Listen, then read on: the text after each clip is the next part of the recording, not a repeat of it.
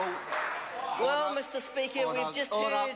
The Honourable Annie King. Thank you, Mr Speaker. We've just heard a speech that was full of fake sound and fury, straight from the research notes. Read them, page 1, page 2, page 3. And I have to say how disappointed I am, and a member who's been here 4.5 years who still has to read out the research notes. He couldn't even make a speech straight from his heart. He had to read his fake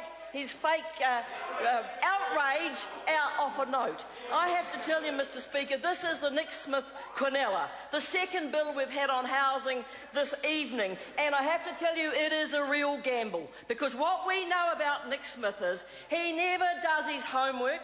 He makes up fake figures. He goes around telling people one thing and then the evidence comes out and it is something else. So I say to people, look out for the bodgy figures, look out for the bodgy evidence as to why we need the change in this bill. He is Mr Old Flip-Flop himself, because he was part of a government that got rid of income-related rents. They hated income-related rents. They didn't like state house tenants getting a fair deal under a national government. Suddenly, he embraces income-related rents and would like many more to have it in the other parts of the housing sector. Well, there are three main parts to this bill as I see it, Mr Speaker. Powers for Housing New Zealand to be able to review state house tenancies to ensure appropriate tenants are matched to appropriate housing. Secondly, to enable Housing New Zealand functions to be transferred to another government agency at a later date. And thirdly, to provide a framework for the provision of social housing by multi-providers in the social market. So I said, let's go straight to the regulatory impact statements and see what they've got to say about it. Because what I learnt with Nick Smith is the regulatory impact statement on his better local government was the most shocking one I've ever seen. It tore apart his local government reforms. It said that there'd been no work done on it, no evidence, which was backed up over and over again. Well, what did I find, Dr Smith? Your regulatory impact statements aren't on the website.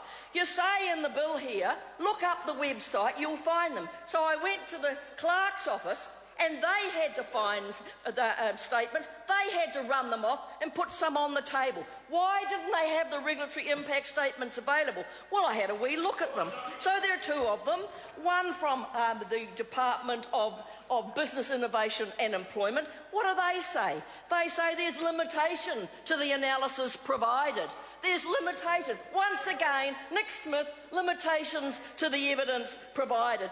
They said it's the early days of reform, and most of the decisions being sought from the Cabinet at this time, they haven't all been finished, you see. They haven't done the consultation. They've consulted with government departments and had targeted informal engagement with the community housing sector. But given the budget sensitivity of the options outlined in this paper, non-government stakeholders have not been consulted on this option. They haven't been consulted, dated the 22nd of March. They have not been consulted, and what is it written? Budget sensitive, so they weren't consulted.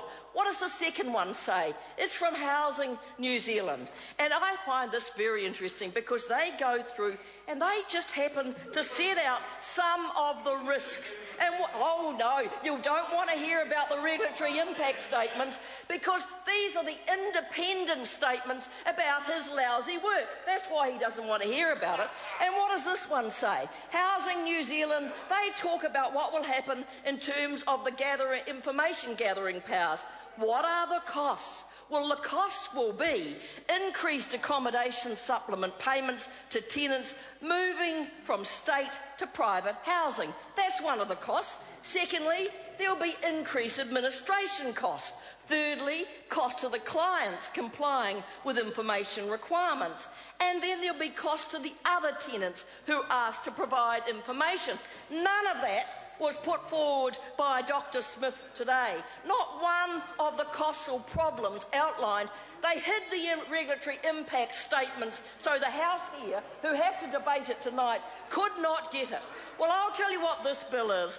This bill is the Get Rid of Housing New Zealand bill. This is the first step in getting rid of Housing New Zealand. You see, the National Party have always hated state housing. Right back to the 1930s when a Labour government brought them in, the National Party has... and that member probably lived in one. But now, of course, he'd like to get rid of them.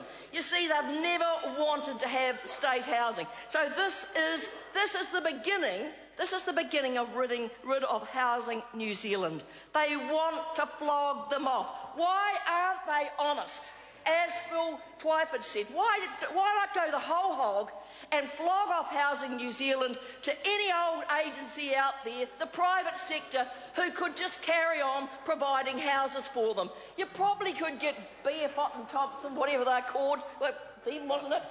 They could probably do it. Why not be honest, Minister? This is step one in getting rid of Housing New Zealand. They want to get rid of Housing New Zealand, and they started it some time ago. Mind you, the poor old hapless former minister, he couldn't get any traction on anything. He was so set in his ways and so unable to move. All he could do was talk about it. Nick Smith, I have to give him credit. He does know how to make things happen. Even if they're terrible things, he does know how to make things happen. So what did they do? The first thing they did was they closed the Housing New Zealand offices. Nobody can go to a Housing New Zealand office now unless they can get through on the 0800 number and they can get an appointment. You know, the funniest thing happened recently.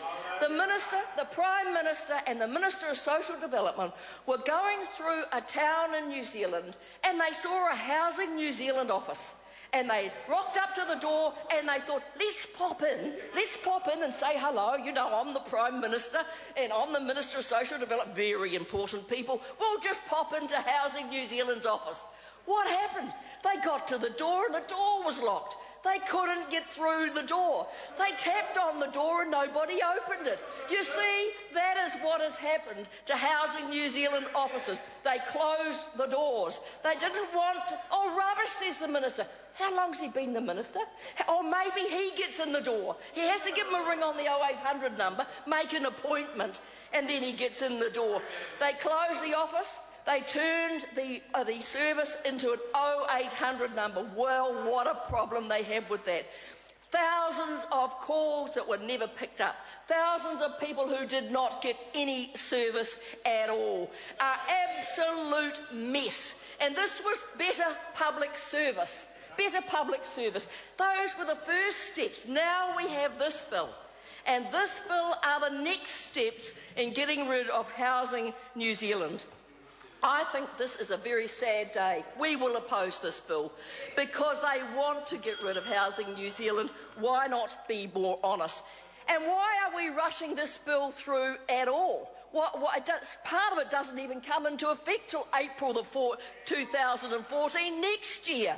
And that's when they want to ensure they can transfer the functions to another government department. We now know it's MSD. I actually think it's quite a sensible idea to have MSD giving advice because we used to have a housing advisory service that was available to anybody that needed advice. That was closed down as part of the downgrading of Housing New Zealand. So they're going to transfer it to MSD. Doesn't happen till the 14th of April, if it happens by then.